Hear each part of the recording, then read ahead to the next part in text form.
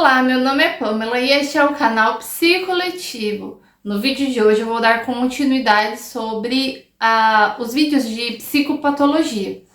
E hoje eu vou conversar com vocês sobre os conceitos de normalidade. O conceito de normalidade dentro da psicopatologia é uma questão que gera várias controvérsias. E é fundamental o questionamento constante, a discussão sobre o que é normal e o que é patológico. Pois existem questões difíceis quando a gente vai definir o que é normal e o que é anormal. Isso porque, historicamente, essas definições receberam um significado de que aquilo que era desejável e bom era o normal e que aquilo que era indesejável e ruim era o anormal. Além disso, quando a gente define o que é normal e o que é patológico, a gente acaba mexendo diretamente com a vida das pessoas. Por exemplo, há alguns anos atrás, a homossexualidade era considerada doença. Imagina o quanto de sofrimento que isso trazia e traz até hoje.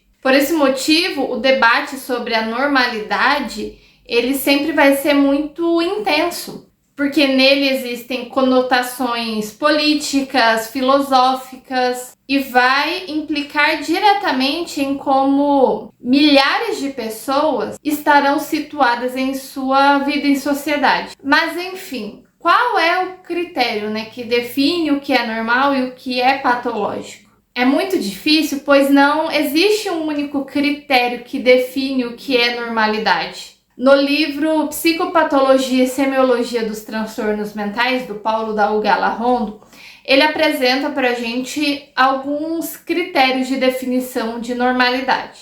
Normalidade como ausência de doença. Normalidade seria a ausência de uma patologia, ou seja, aquele sujeito que não apresenta uma patologia, ele é normal. Então, assim, o próprio nome já é explicativo, mas existe uma falha nesse critério, porque na verdade ele está definindo a normalidade não pelo que ela é, e sim pelo que ela não é. Também temos a normalidade ideal. É aquilo que é supostamente mais evoluído, mais sadio.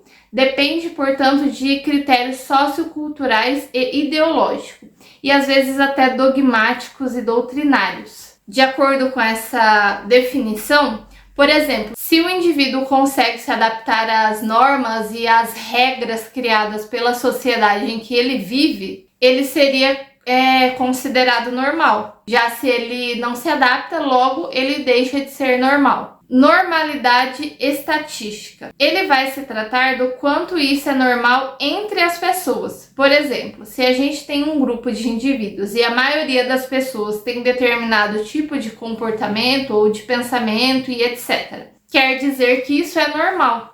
Então, se existe um outro grupo menor que apresenta um outro tipo de comportamento, ou outro tipo de pensamento, ou outro tipo de expressão de sentimento com relação à mesma situação, quer dizer que aquelas pessoas são anormais. Mas existem algumas falhas nesse critério. Por exemplo, uma pessoa que tem um QI altíssimo, ela não necessariamente tem uma psicopatologia, mas ela é diferente da maioria. Então, nem tudo que é frequentemente saudável, assim como nem tudo que é raro, é necessariamente uma psicopatologia. Temos também o conceito de normalidade como bem-estar. A OMS, Organização Mundial da Saúde, do ano de 1946, definiu a saúde como um completo estado de bem-estar físico, mental e social, e não simplesmente a ausência de doença, como vimos em critérios anteriores. Porém, esse conceito também foi um pouco criticado, visto que a questão do bem-estar é muito subjetiva e ampla e envolve diversos fatores. Critério da normalidade funcional. Um fenômeno vai ser considerado patológico a partir do momento em que ele é disfuncional e causa algum tipo de sofrimento ao indivíduo ou às pessoas do seu convívio. Normalidade como processo. avalia aquilo que é normal de acordo com o desenvolvimento do indivíduo. Esse conceito é particularmente útil na psicopatologia do desenvolvimento, relacionada à psiquiatria e à psicologia clínica de crianças e adolescentes e idosos. Ou seja, a gente vai considerar, por exemplo, as crises de cada etapa e quais tipos de comportamentos são esperados em determinada idade. Normalidade subjetiva. Dá uma maior importância no que o indivíduo pensa sobre a sua própria normalidade. Por exemplo, um sujeito que acredita que está normal, que tem bem-estar, que está feliz, logo entende-se que esse sujeito não possui nenhuma psicopatologia. Só que existe uma pequena falha nesse critério, porque, por exemplo, pessoas que estão em fase de mania do transtorno bipolar, elas podem se sentir muito felizes e extremamente bem e autoconfiantes, e nem por isso elas estão dentro do padrão de normalidade ou estão sem algum tipo de patologia. Normalidade operacional é um critério assumidamente arbitrário com finalidades pragmáticas e explícitas. Define-se aquilo que é normal e o que é patológico, e busca trabalhar operacionalmente com esse conceito, aceitando as consequências de tais definições prévias. Existem algumas áreas que são afetadas por essa definição do que é normal e o que é patológico: psiquiatria e psicologia legal ou forense. A descrição de uma normalidade psicopatológica pode ser importante para explicações em questões éticas, criminais e legais. Pois quando se define o que é normal ou patológico, a gente também define se a pessoa tem ou não capacidade de responder pelos seus próprios atos. Então podemos perceber o tamanho da responsabilidade que é definir o que é normal e o que é patológico. Epidemiologia dos transtornos mentais. O conceito de normalidade é tanto um problema quanto um objeto de trabalho e pesquisa. Inclusive, a epidemiologia pode até contribuir para a discussão e o aprofundamento desse conceito. Psiquiatria cultural e etnopsiquiatria. O conceito de normalidade psicopatológica vai exigir a necessidade de uma análise da relação do contexto cultural que o indivíduo está inserido e o fenômeno supostamente psicopatológico, planejamento e saúde mental e políticas de saúde.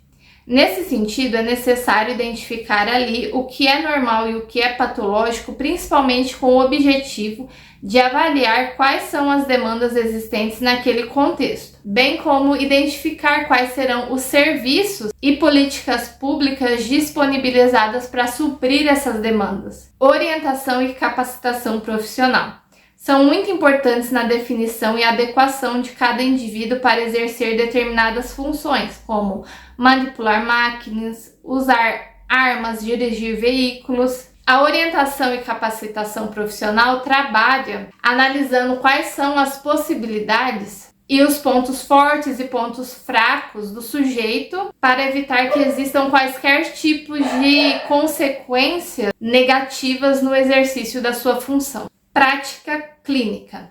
Quem está atendendo precisa ter uma noção se aquilo que o indivíduo está passando faz parte de seu desenvolvimento, se foi desencadeado por alguma situação, se já ultrapassou os limites e se realmente é algo patológico, ou se ainda pode ser considerado algo normal e apenas uma fase da existência dessa pessoa. Então a gente pode perceber o quanto é importante definir aquilo que é o normal e o que é patológico, porque vai interferir em diversas áreas da sociedade. Então, de modo geral, a gente pode concluir que os critérios de normalidade vão variar muito em função de fenômenos específicos que o indivíduo está lidando, e também de acordo com as opções filosóficas do profissional e da instituição. De qualquer forma, essa é uma área da psicopatologia que vai exigir muita ética e reflexão por parte dos profissionais. E o vídeo de hoje foi esse. Na descrição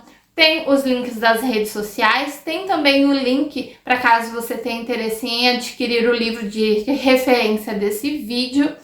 Não esqueça de se inscrever no canal, seguir nas outras redes sociais também para não perder nenhuma novidade, nenhum conteúdo. E até a próxima!